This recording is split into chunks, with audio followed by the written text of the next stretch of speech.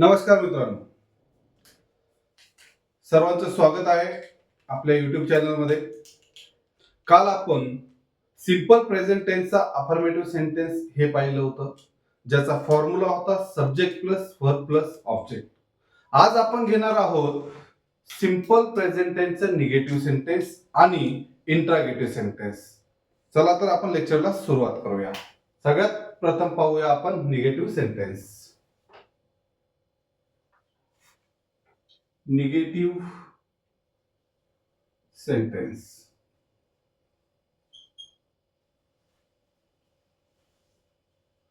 ज्याला आपण नकारार्थी वाक्य असे म्हणतो.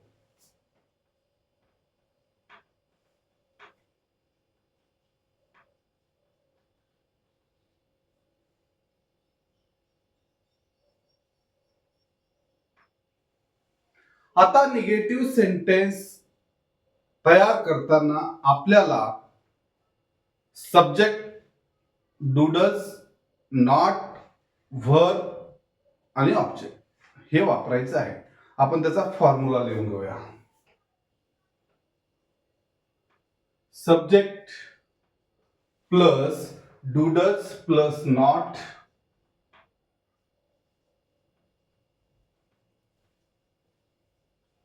डूडल्स नंतर आपल्याला नॉट वापरायचं आहे, प्लस वर्ब प्लस ऑब्जेक्ट.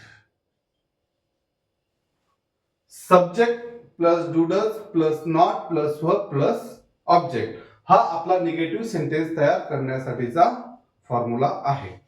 तर डू कशाला वापरायचं आणि डज कशाला वापरायचं हे आपण बघूया. आय, यू, वी, दे यासाठी आपल्याला वापरायचं आहे डू. डू नॉट यालाच आपण शॉर्ट फॉर्म मध्ये डोंट असे म्हणूया. नंतर ही, शी, इट, नाउन यासाठी आपल्याला वापरायचं आहे does not,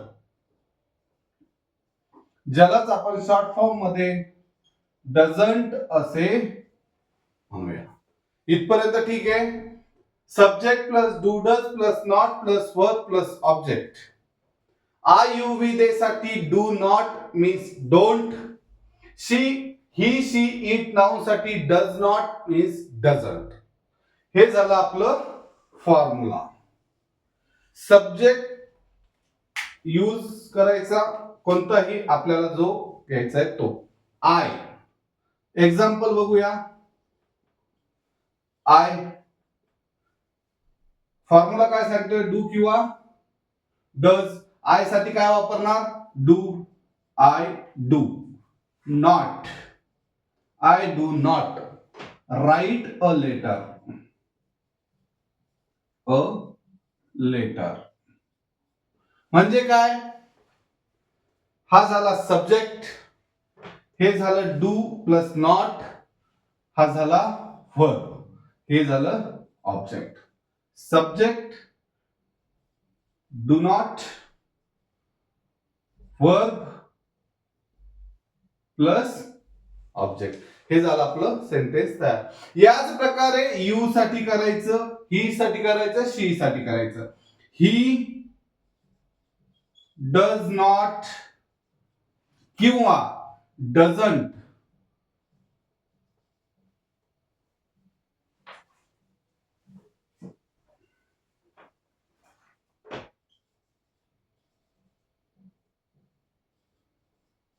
doesn't go there.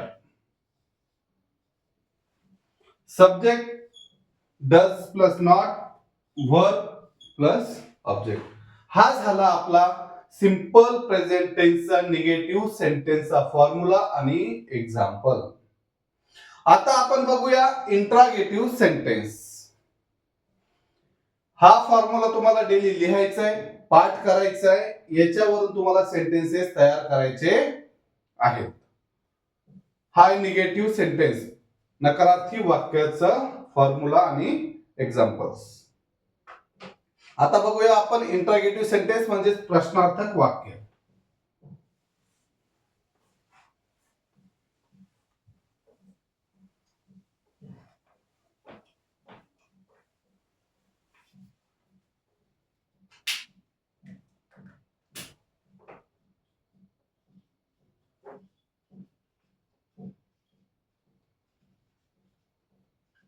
Interrogative sentence.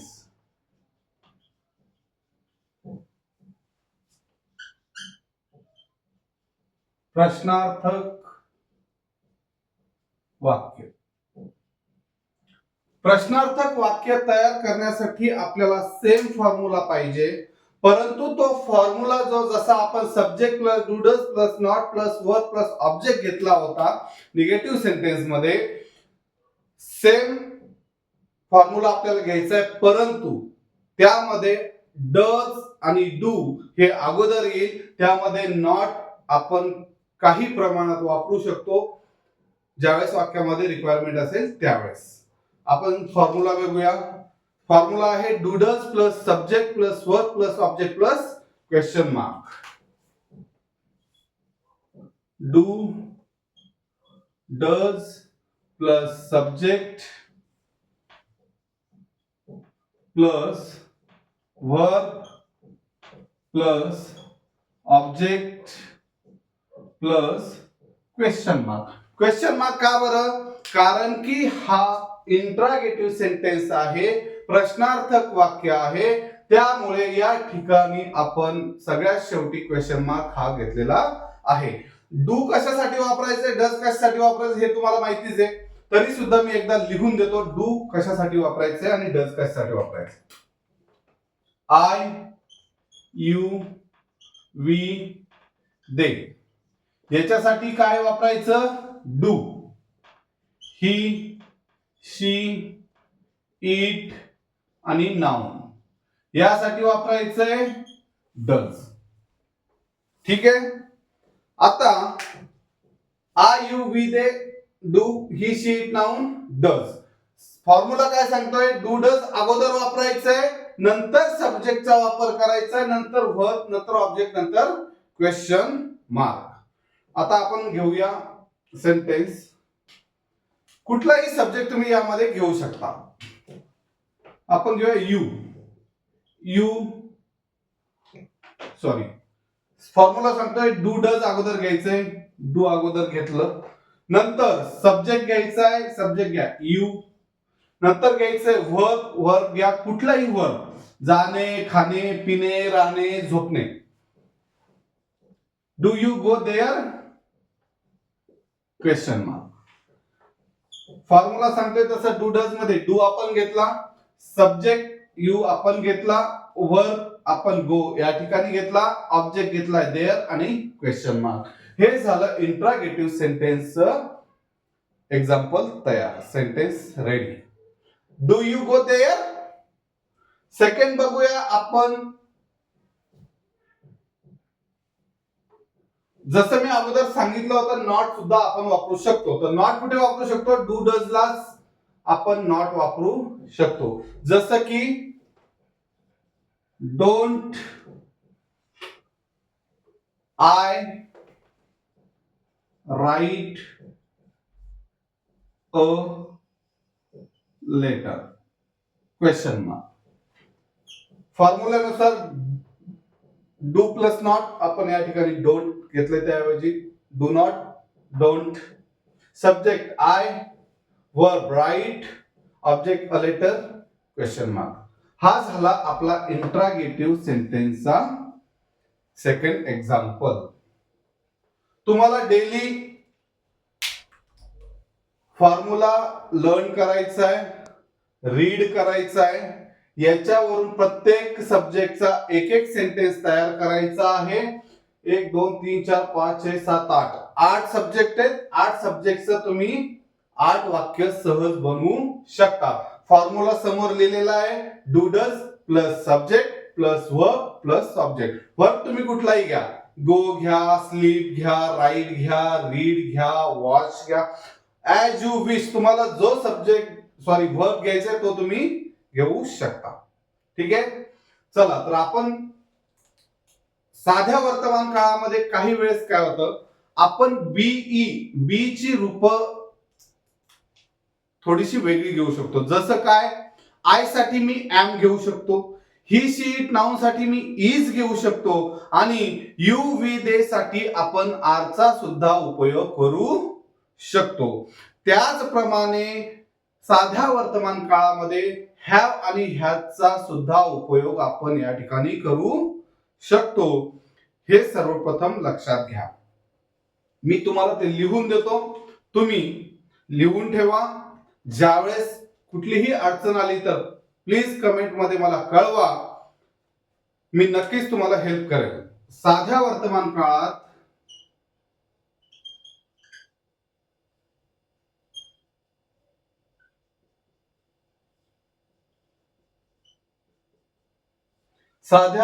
काळात काही वेळेस आपण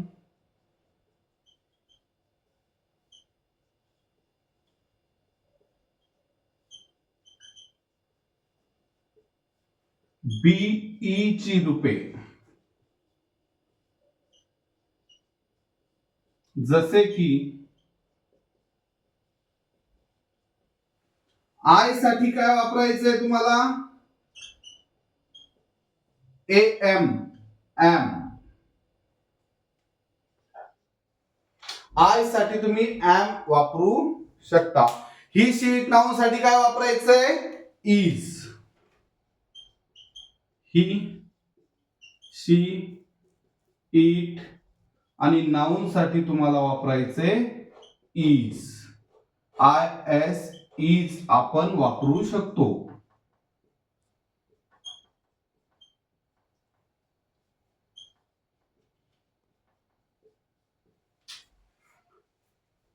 तसेच यू वी दे साठी आपल्याला कशाचा वापर करायचा आहे, आर चा वापर करायचा आहे. यू वी दे यासाठी ARE आर चा वापर करू शकतो.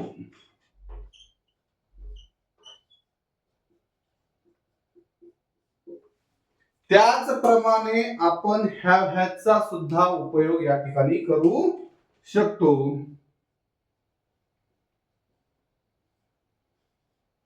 तसेच आपण हॅव आणि हॅज चा उपयोग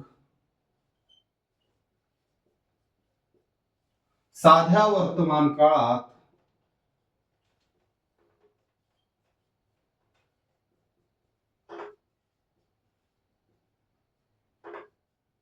करू शकतो.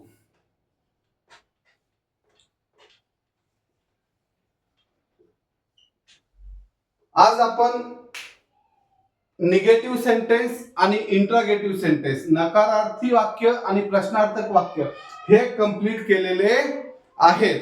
तसेच उद्याच्या लेक्चर मध्ये आपण नवीन टॉपिक घेऊन येऊया, ज्यामध्ये सेम फॉर्म्युले असतील, सेम सब्जेक्ट्स असतील, काही फॉर्म्युले चेंजेस असतील.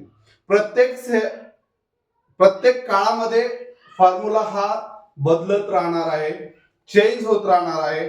त्यामुळं प्रत्येक वेळेस लक्ष ठेवा, इंट्रागेटिव्ह सेंटेन्स मध्ये कोणता फॉर्म्युला यूज करत आहोत, निगेटिव्ह सेंटेन्स मध्ये कोणता फॉर्म्युला यूज करत आहोत, अफर्मेटिव्ह सेंटेन्स मध्ये कोणता फॉर्म्युला यूज करत आहोत, हे सर्वप्रथम तुम्हाला लर्न करायचं आहे. आणि याच्याकडे विशेष लक्ष देऊन त्यानुसार तुम्हाला सेंटेन्स तयार करायचे आहे. हे सर्व मी या ठिकाणी तुम्हाला लिहून दिलेलं आहे. तुम्ही हे लिहून घ्या, लर्न करा आणि जास्तीत जास्त सेंटेन्स तयार करायचा प्रयत्न करा. चला तर मग भेटूया आपण उद्याच्या नवीन लेक्चर मध्ये. व्हिडिओ मी YouTube वरती अपलोड करत आहे, तिथे जाऊन नक्कीच मला कमेंट मध्ये सांगा की व्हिडिओ तुम्हाला आवडला की नाही. तुमचे काही प्रश्न असतील तर नक्कीच कमेंट मध्ये मला कळवा, मी त्याची नक्कीच उत्तरे देईन. धन्यवाद.